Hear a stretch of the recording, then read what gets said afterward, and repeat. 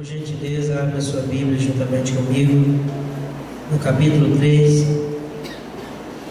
do Evangelho de Jesus Cristo, segundo escreveu João, e o versículo de número 27. Capítulo 3 de João, a partir do versículo de número 27, diz o seguinte: a isso João respondeu: uma pessoa só pode receber o que lhe é dado dos céus. Vocês mesmos são testemunha de que eu disse: eu não sou o Cristo, mas sou aquele que foi enviado adiante dele. A noiva pertence ao noivo. O amigo que presta serviço ao noivo e que o atende e o ouve, enche-se de alegria quando ouve a voz do noivo. Esta é a minha alegria, que agora se completa. É necessário que ele cresça e eu diminua. Amém? Podeis assentar? Muito obrigado pela atenção dos irmãos. Meus irmãos, nós estamos com uma responsabilidade grande de estar aqui ministrando a palavra de Deus, e o texto que nós lemos nos chama bastante atenção no que diz respeito ao ofício de João Batista em preparar o caminho do Senhor. Quando o profeta Isaías profetizava e dizia: vós do que clama no deserto, preparai o caminho do Senhor. Nem o nome de João Batista não aparecia no cenário, só uma voz: preparando o caminho para o rei, para alguém que era muito importante. Uma função para nós nos é dada neste momento, como servo. Tão somente assumir uma posição. Alguém te convidou e te chamou de servo, e você e eu, nós aceitamos a servir. O rei Davi, numa certa ocasião, ele chamou de servo da orelha furada. Ele diz que Deus havia furado a sua orelha. O que significa um servo da orelha furada? Lá no Velho Testamento, conta-nos a história. Era costume, quando via alguém com a orelha furada, era um bom sinal que alguém tinha servido bem ao seu senhor, e o seu senhor não tinha o maltratado, tinha o respeitado, tinha te dado alimento, não tinha dado serviço acima da sua capacidade, e ele tinha tido prazer de servir aquele senhor. Os irmãos, é bem sabedor que um servo, quando a Bíblia chama de servo no Velho Testamento, é porque alguém o comprou com dinheiro e levou para a sua fazenda, para a sua casa, para servir, para trabalhar por tempo indeterminado. E quando terminava o período daquele servo servir aquele senhor, então ele dava a alforria. Ele falava: você está livre, pode ir embora. Aí ele levava filho, esposa, o que ele havia adquirido naquele período, o seu senhor dava e ia levar. Mas enquanto não vencesse o tempo, tudo que lhe pertencia era do seu senhor.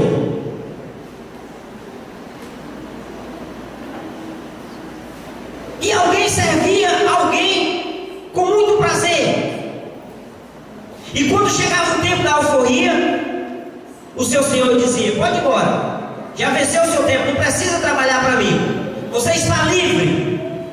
Então ele dizia: não, eu não quero ir embora. Não, mas não precisa precisa prestar mais serviço para mim, você está livre, você não me deve mais nada. Não, eu me sinto bem aqui servindo para o Senhor, eu sou voluntário, eu vou servir o Senhor com a minha vontade, com a minha família, eu não quero ir embora, eu sou feliz. Então, para não ficar só de conversa, ele pegava um ferro quente e marcava a orelha daquele servo. Para aonde que aquele servo andasse, tinha marca daquele senhor. Ele lhe pertencia, porém voluntariamente. Não era obrigado, era voluntário. Era exclusivo daquele senhor, mas ele poderia ir e vir a hora que ele quisesse. Porém, ele não queria. Ele queria o servir. A sua pessoa, a minha pessoa, nós aprendemos a servir a Cristo voluntariamente. Não é forçado. Você, meu querido, você que é cristão, você que é evangélico, tem que se sentir livre na casa de Deus. Você tem que se sentir servo da orelha furada. Não é obrigado. Não é com cabisbaixo, não é com uma cara ruim, mas é voluntário, é alegre. Servindo, fazendo aquele ofício que lhe foi dado de direito para servir. Quando alguns versículos antes, no texto nós não lemos, mas se você chegar em casa pode ler, antes do versículo 27, há uma discussão entre o servo de João Batista e o servo de Jesus Cristo. Os discípulos discutindo a respeito de dois senhores, de João e de Jesus. Então o discípulo de João chega até ele e diz: Senhor, aquele homem que o Senhor estava dando testemunho dele está do outro lado do Jordão, está batizando também, e ele está batizando muita gente, e o povo está indo para lá, está correndo atrás dele. E João Batista diz: eu já disse para vocês que eu não sou o Cristo. Vocês bem sabem, a testemunha minha, que eu falei que eu não sou o Cristo. Porém, eu vim preparar o caminho para ele. O noivo, eu sou amigo do noivo, e o amigo fica feliz quando vê a voz do noivo. Eu disse e repito, não sou o Cristo. As pessoas procuravam, confundia com João Batista por causa dos feitos, e ele dizia: não sou o Cristo. Ele está batizando mais do que eu, é lícito que ele cresça, que eu diminua, porque ele é o meu Senhor. Ele veio desbravar a estrada, o caminho, preparar os corações das pessoas para encontrar com o noivo, para encontrar com Cristo. As pessoas não conheciam, não havia ouvido falar de Jesus. Porém, João Batista apareceu no cenário primeiro, dizendo: vocês de coração endurecido, o reino do céu é chegado. Deus quer pessoas de coração voluntário. E João Batista pregava, ameaçava, chamando de cobra pessoas de corações duros. E as pessoas vinham ter com ele, e ele apresentava o noivo. Fala: é você que era o Cristo que havia de vir? Não. Mas então o que você está fazendo aqui? Eu estou adiantando, eu estou apresentando alguém que vai vir, que é o Cristo, o prometido das nações. Então ele estava desbratando, limpando o caminho, como um trator de esteira, dois tratores de esteira com um link, abrindo espaço para poder ter uma clareira, para quando Cristo aparecer no cenário, as pessoas já estão com o coração aberto para receber a pessoa bendita do Salvador.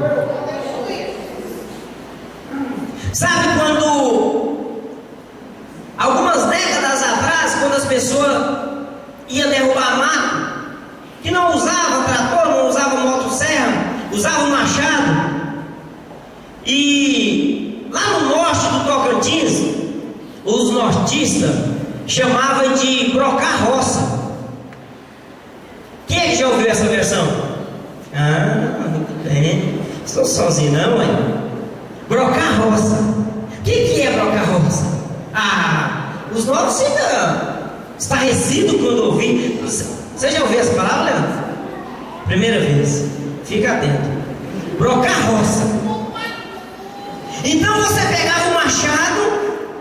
Tem pessoa que não conhece nem o que é machado. Misericórdia. Pegava o machado e amolava.